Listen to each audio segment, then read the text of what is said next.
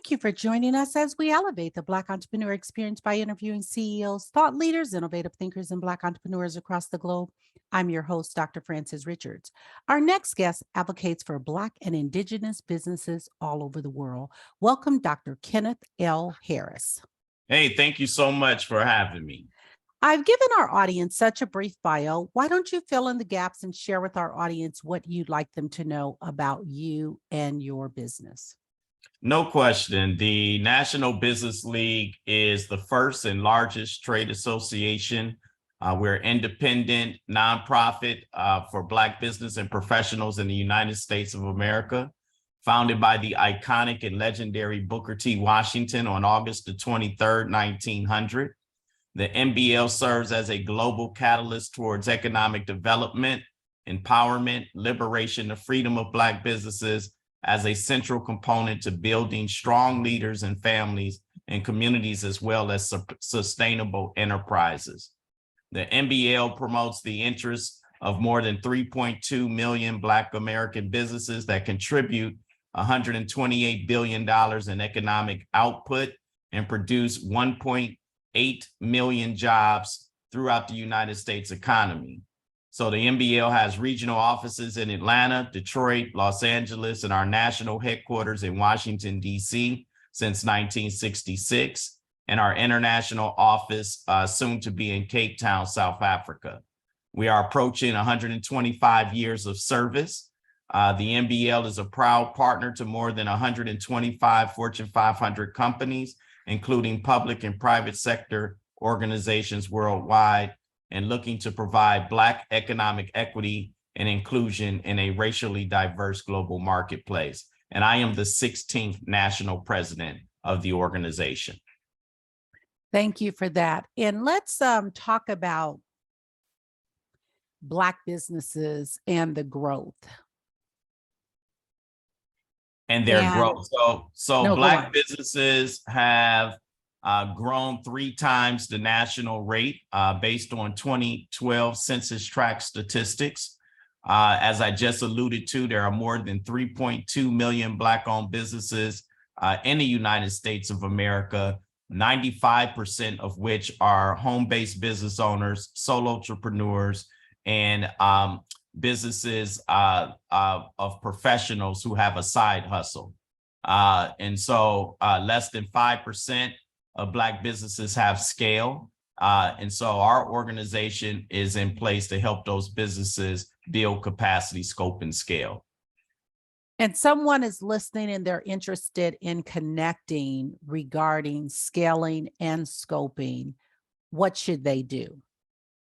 So there's several things. One, the reason that we're really here today is because to address that question that you just asked, is that on September the 27th, we held our State of Black Business Luncheon, where the National Business League and the National Black Chamber of Commerce came together as the nation's 2 oldest and largest Black trade associations to announce our formation of the National Alliance for Black Business, NAB. So NAB is going to be a nonprofit, nonpartisan, independent representation, research arm, education arm to promote and advocate for Black businesses to achieve equity throughout the United States and the entire Pan-African diaspora. And so I'm excited about this. Charles H. DeBow III couldn't be here today. He's traveling internationally. In Colombia and other diasporic areas where Black businesses are internationally, which is part of our agenda. But this is historic in nature to have an organization that is going to be celebrating its history with the National Black Chamber of Commerce in 2023, which is extremely exciting. Celebrating its 30th year. And then you have the National Business League, where we just celebrated 122 years, a combination of 151 years of service to Black business. And so that sends a very strong message to the marketplace, especially with the 3.2 million Black businesses that the NBL and NBCC share both historical and platform principles, so that we can champion the types of things that are going to help businesses, one, get access, advocate properly for them, hold accountable those spaces that have made promises to have inclusiveness and participation of Black businesses, and to create a scenario where resources can be deployed effectively, so that Black businesses can take advantage of the tremendous amount of resources that are available in the community. But most of those ecosystems are disconnected to everyday Black business owners. And so it's essential that our two organizations work together. And one of our first alliance partners is the World Conference of Mayors, which are all the Black mayors throughout the United States and internationally have endorsed and joined the alliance, so that we can go into urban cities all across the country and internationally to bring about economic opportunity for Black business owners. This is really exciting, and congratulations. This is wonderful news. And so glad that we're pushing this information out. How are you collecting data for the Black businesses? And if Black businesses want to ensure that their information is connected with your organization, what should they do? Yeah, no question about it. I'm glad you asked that particular question, because one of the major tools that we'll be announcing is an unprecedented tool called the Black Business Equity and Inclusion Scorecard. So this scorecard will ensure accountability in the marketplace in the public and private sector, based on, according to Fortune magazine, American companies pledged over $50 billion to Black communities during the COVID-19 pandemic and during the George Floyd unrest. And most of it hasn't materialized. So what we're going to be doing is collecting data on these corporations to measure Black spending. Black Americans, as you know, spend over $1.6 trillion, which is estimated in purchasing power, and the Alliance plans to make public those entities who are successful in providing equitable opportunities for Black businesses, while also making a working relationship to help those companies that are struggling to connect with Black business owners. So the Black Business Equity and Inclusion Scorecard will be released at our National State of Black Business Conference in February 2023 in Washington, D.C. during Black History Month. And again, it's really about economic self-sustainability as a collective endeavor. With the creation of NAB, it signals again a historic and significant change towards collectivism, collaboration to help the Black community reach its full ownership potential. And NAB also embraces some of the powernomics concepts and strategies to help correct some of the errors and failures of integration. And because of powernomics, it's a huge opportunity for us to move forward collectively in all aspects of life and have an economic platform and agenda towards that full empowerment and liberation of Black people. And we have to thank Dr. Claude Anderson for giving us that platform. And so we're real happy about that. But we have the scorecard. Since the announcement, we have over 25 national Black organizations who want to join the Alliance. And our goal from this point forward is to bring the Black community together towards a unified, collective, collaborative Black economic agenda. That's awesome. Speaking of the pandemic, and we're headed in, or we're in a inflation is rising, alluding to a recession. Talking about building sustainable businesses for Black entrepreneurs, what should we do? Well, one, Black folks have always been in a recession.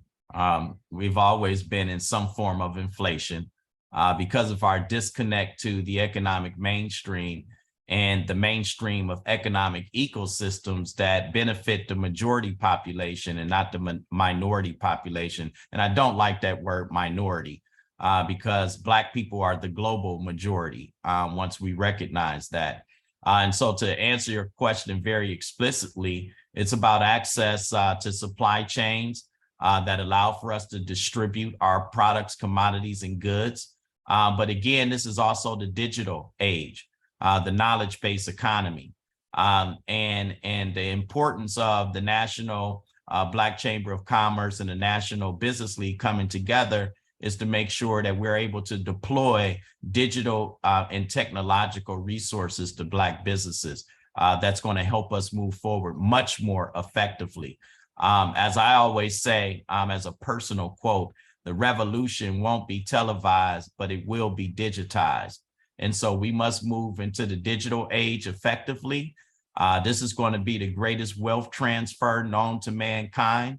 And what hampered Black businesses, especially during the global unrest after the murder of George Floyd, and also after the economic shutdowns and exclusion of Black businesses, we find ourselves now having to embrace technology, and those companies, Black-owned firms that were able to embrace technology, their businesses tripled during COVID and during the George Floyd unrest during that time. And so, yes, it's a tough time for us. Black folks are always in a recession in inflation mode due to the current economic systems, institutions, and structures that exist. But we prevail, and there's a bright future for us, especially now that we're in a digital and technological knowledge-based age. Fill in the blank. Thank you, pandemic, because. Thank you, pandemic, because we realized that 150 years post-slavery and economic exclusion, Black folks still remain at the bottom of the economic ladder, even though we fought for the civil liberties and rights of all ethnic groups and gender-based and sexual orientation scenarios that exist for people in this country. And Black folks still remain at the bottom of the economic ladder. And so now we must come together. One, to push forward to make sure that we're no longer at the bottom and that the future of Black entrepreneurship is something that everyone should be invested in from an equitable standpoint, and to make sure that Black businesses are at the table and participating in a commerce-driven way, as opposed to just the social and civic aspects of life. You talked about going to South Africa in reference to collaborating, unifying. And I understand, if my facts is right, I believe Elon Musk is going into Africa too.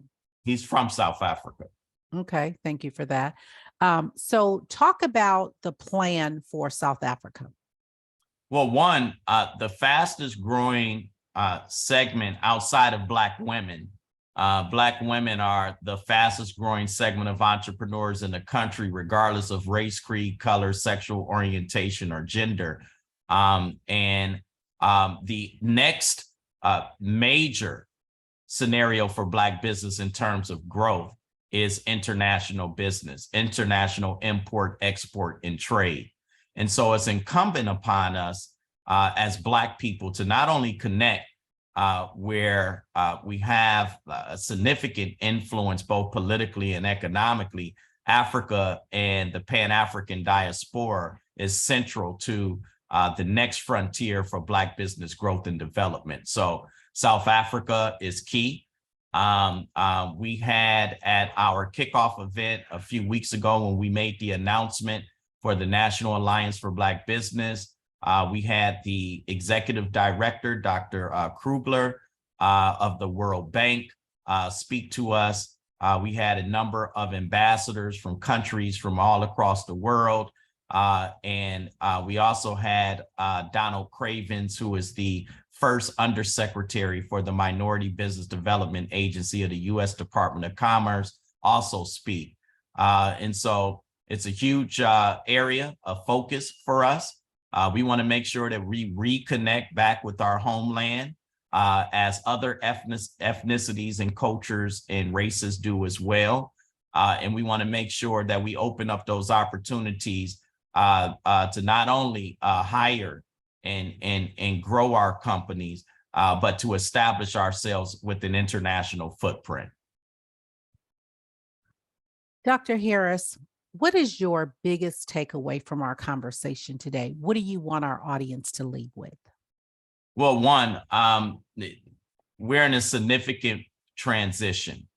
And for Black businesses to be successful, we must evolve. We have to build scale. We want our businesses to not be excluded or marginalized or isolated. It's time for us to come together in a unified and collective, cohesive agenda. And Black business should become the central core aspect of everything that we do. Booker T. Washington believed that politics is fine, social and civic and educational pursuits are fine, but at the core, at the central aspect of everything that we do, we have to have an economic base. And so 122 years later, we are returning back to those very profound words, because Booker T. Washington's philosophy is more relevant today than it was 122 years ago. So for most people who understand where we're going right now, especially the next generation, because they get it, they understand the importance of economics. They understand the importance of enterprise ownership, and they understand, as opposed to being taught to work for someone else, they're more interested in creating jobs for themselves, their families, their communities, and the potential of creating generational wealth. Dr. Harris, talk about your why. Why do you do what you do? So, Dr. Richards, I stand on legacy. I am here because of my ancestors who allowed us the space to be able to build on top of their sacrifices. And in recognition of my ancestors, I realize that in a significant role that I play, we are here to move the needle and turn the corner. We are more than just press conferences and platitudes. We are more than just attending chicken dinners and exchanging business cards. We are more than just taking photo ops and shaking hands with celebrities and important people. We are here to make substantial change in the community, measurable change. And as a Black economist, I always allude to data. And so if you can't measure it, it don't exist. And as long as my people, Black people, are at the bottom of the economic scale, I got work to do, we got work to do, and we're going to get it done. Speaking of legacy, when it's all said and done, how do you want to be remembered? I want to be remembered as a truth warrior for Black people who understood that economic prosperity and inclusion is going to be a way towards our economic civility, our economic sustainability, and our economic power to become independent as a Black race, to return back to our original prowess in society as the creators of civilization, as the birthers of mankind, and trace us back to our very prominent ancient Black history that traces all the way back to ancient Kemet, which is known as the land of Black people in Africa, now known today as Egypt, named by the Greeks after they conquered us after our weakest point of ruling for 5,000 years. So we come from a very proud legacy of kings and queens who invented and developed the world as we see it today in its foundational period, and civilized the world in a way to where we can return back to our greatness in even a better, more modernized way of thinking. And so we are here to modernize the foundation that our ancestors left for us. And we are going to return back to our original prowess and greatness as Black people. And hopefully I can be a conduit to that, carrying on the strong legacy of Booker T. Washington and the many, many, many thousands of Black heroes and sheroes who sacrificed their life so that Black people can have their voice today. Speaking of businesses, there are so many brands and businesses that are dominating. Talk about a brand or a business that's dominating that you admire and why. Well, there's no limitation to our prospect as Black business owners, enterprise owners, and those who are entrepreneurs. Even if you have a career, you can still be entrepreneurship minded. What I'm reminded of is just about every single industry and sector is available to us. There's opportunity wherever there is, as Booker T. Washington would say, cast down your buckets where you are. Look in your local community, find where there is a want or need or service, a commodity or good or product that the community needs, and develop that for the community, and do it with a business plan, a strategy in place to not only benefit the community, but to also have a product that you can scale, not just on the local level, but statewide, regional wide, nationally, and internationally. So entrepreneurial aspects have huge prospects for the Black community. We've always been an entrepreneurial people, period. We're creators, we're innovators. We've always been at the forefront of the innovation scale since the beginning of humankind. This is our opportunity to return to that. So we're not reinventing the wheel.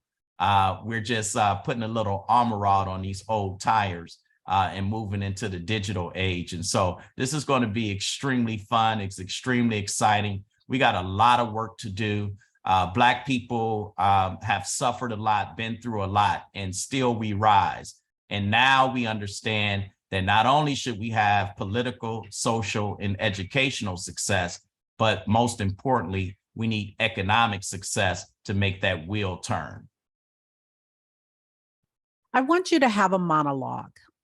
I want you to name this person, living or not. This person has inspired you so much. Name the person and what are you saying to that person? Booker T. Washington. If there's a monologue today, I would say Booker T. Washington had it right. He understood as a former slave who came to form the National Business League during the tail end of the Reconstruction period, headed into the Black Renaissance movement of the early 1900s. He understood what Black excellence looked like.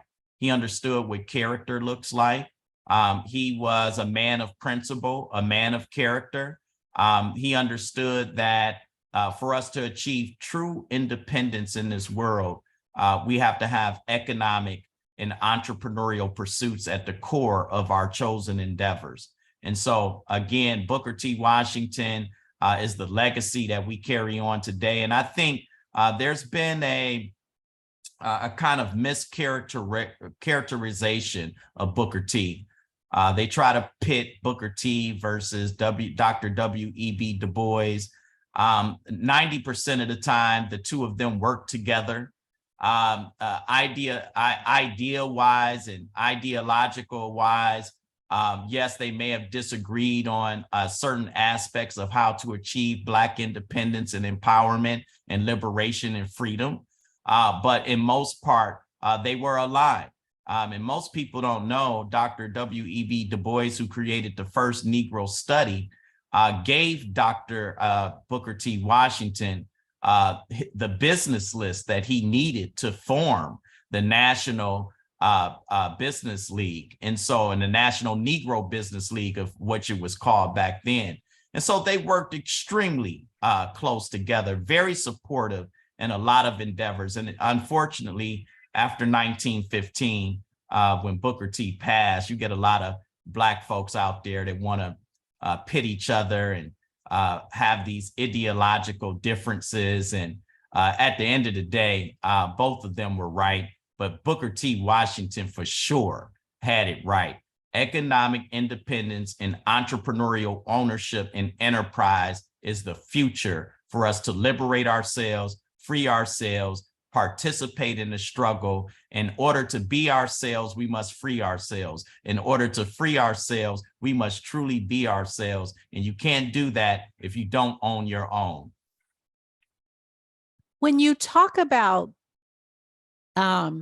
generational wealth, and when we look at the statistics about when you talked about Black women starting businesses at an alarming rate, the fastest growing is Black women starting businesses. When But we look at the, but also the least capitalized. that's right. And that's where I was going to go. So you just take it away. That's what's happening with Black businesses, that we are fastest growing, but in terms of capital and actually scaling and building sustainable businesses. Talk about that and what can we do about I mean, it's the same narrative has been true, right? So there were laws that were put in place to exclude Black businesses from participating in the economic mainstream.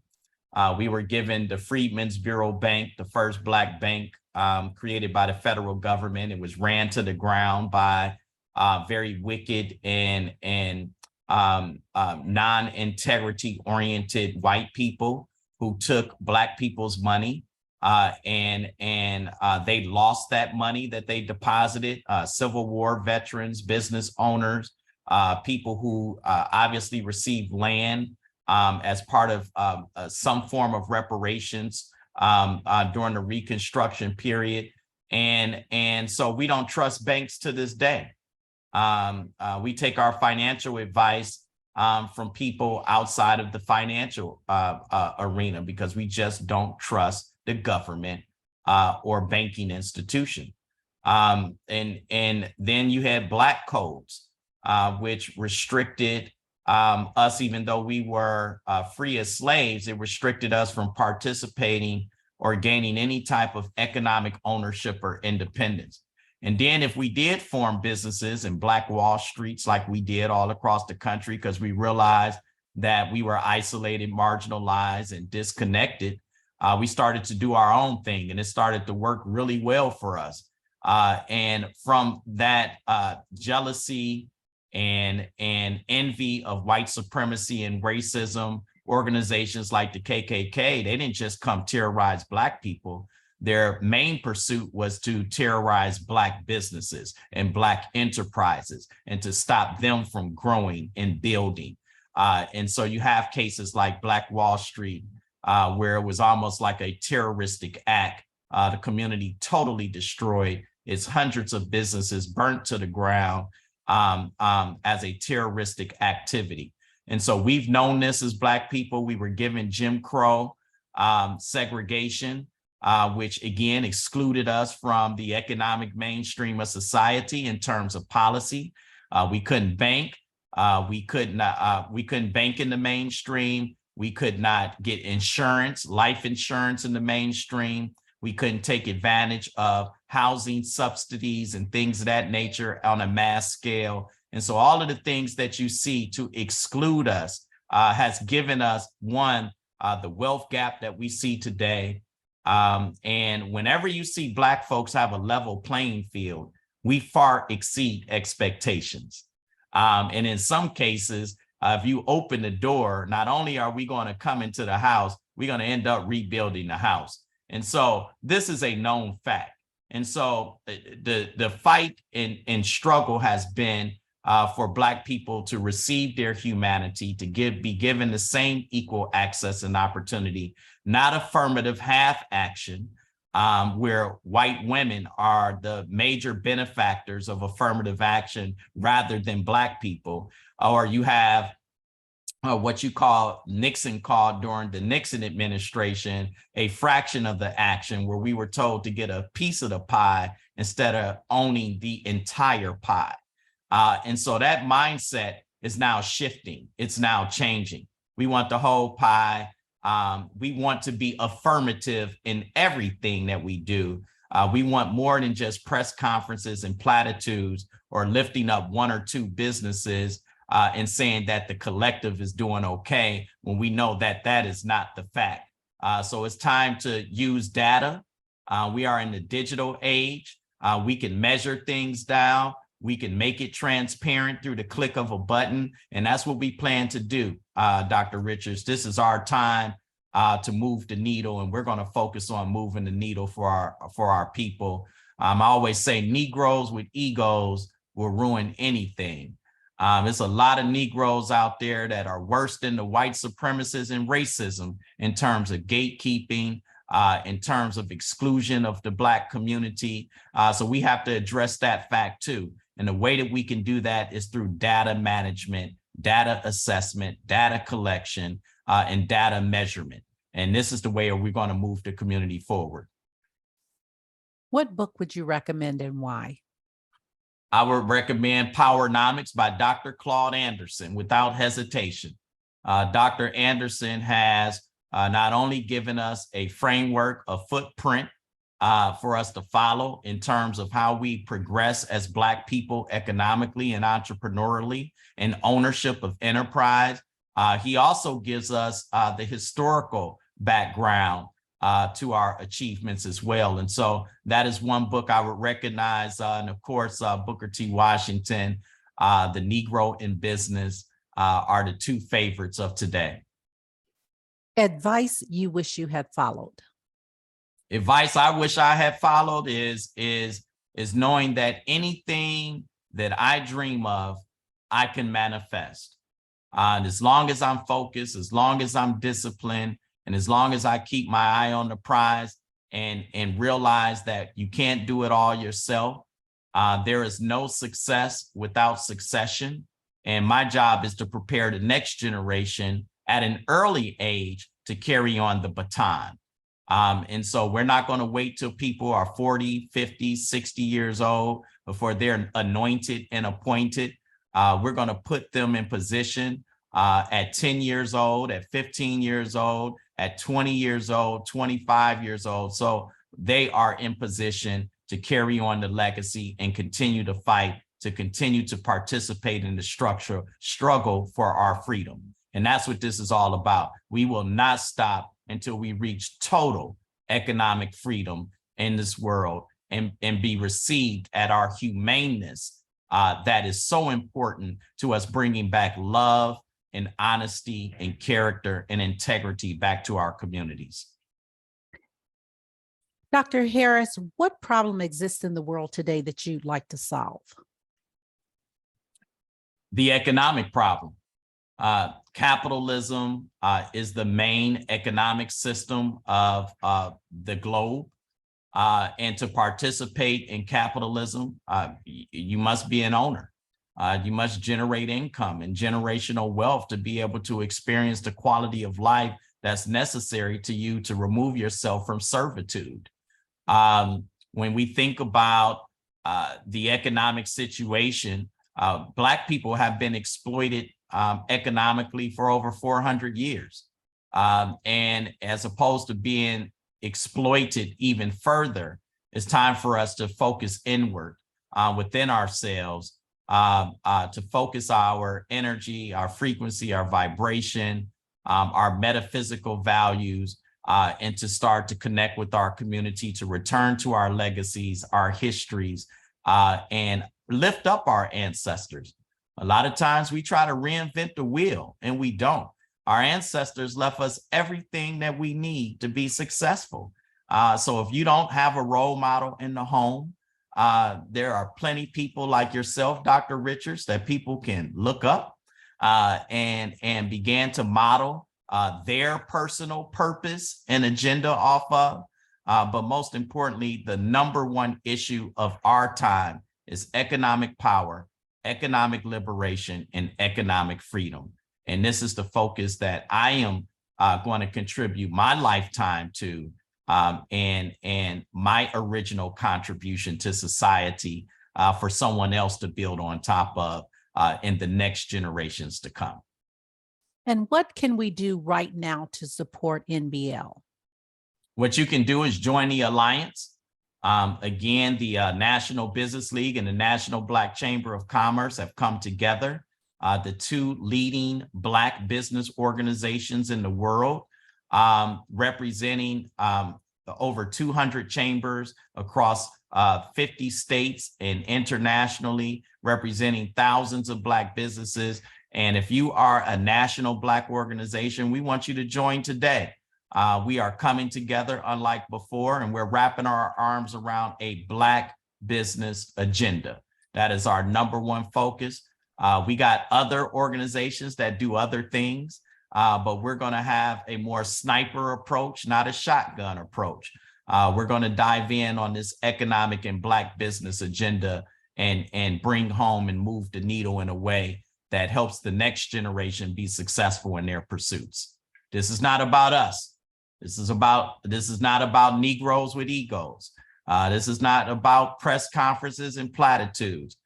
We are no longer tap dancing around the issues. We are coming unapologetic towards our economic humanity, our economic liberation, and our economic freedom.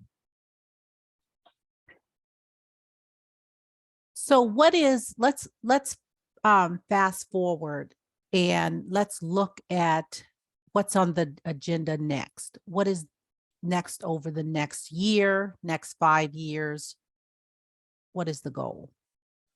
To mobilize Black America and the global Black community around a Black economic agenda. So we have formed this alliance again as a nonprofit, a nonpartisan federation of Black business associations, organizations, leagues, chambers of commerce, owners, and even allies to be mobilized as a unified authority to represent, to research, to educate, to promote, and advocate for the economic enterprise and entrepreneurial and equity interests of Black businesses and consumer trends throughout the United States and the entire Pan-African diaspora. So this is what we're about.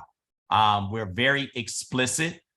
There's a science to this. There's a process to this. We're not emotion driven. You don't have to like me. We don't have to have dinner together. I don't have to be invited to your picnic. But what we can do is acknowledge the fact that inequality and white supremacy and racism is a bad economic policy. It hurts us all. And it's time for us to move forward in a unified way. And we got a lot of allies, a lot of supporters who are non-Black, seeing us come together, who want to support us. And so this is about unity. And we're going to correct the wrongs of those who put us in this position, who carry on this ideology that only a percentage of society can live a certain quality of life in happiness and with love, and the rest have to scramble and beg and plead for their independence and live a life of struggle that does not create generational wealth for their families and their communities and empowers themselves to be able to liberate the next generation in a sustainable way. This is about the next generation. We cannot leave them to fend for themselves. Shame on us if our children and grandchildren have to repeat all of the errors that we failed to acknowledge during our time. Shame on us. So this is my life's legacy. I can't say for everybody, but I can tell you what, we got a lot of support, and there's a lot of Black people who are excited about working together. And again, removing the ego from the process. Talk about your top 2 influencers or mentors, and what lessons did they teach you? I can go down the list. Some of that are my ancestors, Booker T. Washington, Marcus Garvey, Madam C.J. Walker, very prominent Black businessmen and women who exist in my life today. I surround myself with entrepreneurs all across the country. I'm very fortunate enough to work with some of the most successful businesses in the world. And I'm fortunate enough to go into the community to see everyday entrepreneurs who want to be the most successful businesses in the world. So not only do I learn from my ancestors, but I have a plethora of community in the African community. When you come together, we're a very powerful group, and we are reassembling the fort. We are reuniting all across the world. So yes, too many people to name on this show one by one, but I give them all props. I'm very thankful for my family as well, my mother, my father, my grandparents, the legacy that I come from within my family, both with the struggle, both with promise. Very blessed Black man of today. So I stand on the shoulders of many. If you conducted this interview, Dr. Harris, what is the one question you would have asked yourself? I want you to ask the question and answer it. Dr. Richards, I would ask myself the question, why did you take this interview with Dr. Richards today? Why? Because I see a phenomenal Black woman who is a voice in our community, who has not given up, who has contributed her time, her efforts, her family, her community, first and foremost out front, her own divineness in everything that you produce as a Black queen in this world. I would say that I wanted to be on this show because you're doing what we should be doing. You're keeping the next generation. You're getting information out there to the community that is important to the community, and you actually care. You actually give so much of yourself unconditionally. And that's the question that I would have asked myself. Why did you come on this show? Because I'm with a Black queen that does what she do every single day. And even when it's hard, even when it's not easy, you don't give up. And you remind me of the great queens that existed thousands of years ago who were fearless, unbought, unsold, and committed themselves to liberating the Black race and protecting the Black race and our children and our community. So thank you, Dr. Richards. That's the question. Oh, that's phenomenal. Thank you, Dr. Harris. Wow, you're going to make me cry. We've come to the part of our interview. It's called Fun Facts Lightning Round. I'm going to give you a series of questions, and I'd like you to give me very quick answers. If there's something you desire not to answer, feel free to say pass. Are you ready for the Fun Facts Lightning Round? Sure. Your ideal car. My ideal car, Black owned. Your favorite holiday. Kwanzaa. Your favorite color. Purple. The last movie you saw. The Woman King. You relax doing what? Yoga, plant-based eating, and meditation and breath work. Your favorite singer or rapper. Favorite singer is Sade. Your favorite dance song. My favorite dance song, pass. What food you eat every week, no matter what? Vegan lasagna. Workout or hit the couch? Workout. Dr. Ken Harris, thank you so much for joining us on Black Entrepreneur Experience Podcast. Before we let you go, share with our audience the best way for them to connect with you and to support the NBL.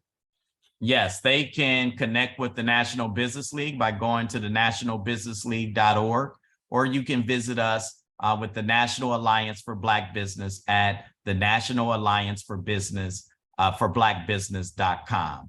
That's National Alliance for Blackbusiness.com. If you can't spell it correctly, just Google it. It pops up. And we look forward to engaging you all. We got work to do. And I appreciate the time on this show. I appreciate you very much, Dr. Frances Richards.